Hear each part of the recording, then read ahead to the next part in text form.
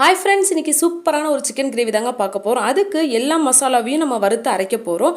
பட்டை, கிராம்பு, ஏலக்காய், கல்பாசி, 2 ஸ்பூன் மல்லி, 1 ஸ்பூன் மிளகு, 1 ஸ்பூன் சீரகம், 1 ஸ்பூன் சோம்பு, உங்கள் தேவைக்கேற்ப வரமிளகா சேர்த்து நல்லா ட்ரை ரோஸ்ட் பண்ணி எடுத்துருங்க.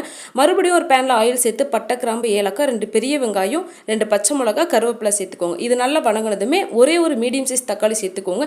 சிக்கனுக்கு தக்காளி அதிகமாக சேர்க்காதீங்க, இது என்னோட ஒரு டிப்பு. இது கூடவே இஞ்சி பூண்டு பேஸ்ட்டு, மஞ்சள், சிக்கன் எல்லாம் சேர்த்து நல்லா ஃப்ரை பண்ணிக்கோங்க.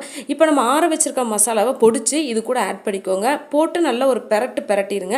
அதுக்கப்புறமா அது கூட ஒரு கப் அளவுக்கு தண்ணி சேர்த்துக்கோங்க. தேவையான அளவு உப்பு சேர்த்து ஒரு மூடி போட்டு மூடிடுங்க. ஒரு 10 to 20 நிமிஷம் நல்லா கொதிக்கட்டும். இப்போ பாருங்கள், இப்போ நல்லா கொதிச்சு ஆயில் பிரிஞ்சு வந்திருக்கு.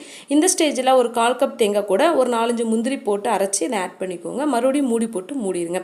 இப்போ பாருங்கள், குழம்பு நல்லா சூப்பராக ரெடி ஆயிடுச்சு. மல்லித்தலை தூவி இறக்கிடுங்க. இன்றைக்கி எங்கள் வீட்டில் டிஃபன் பார்த்தீங்கன்னா தோசையும் சிக்கன் கிரேவியும் தான். அனைவருக்கும் புத்தாண்டு நல்வாழ்த்துக்கள்.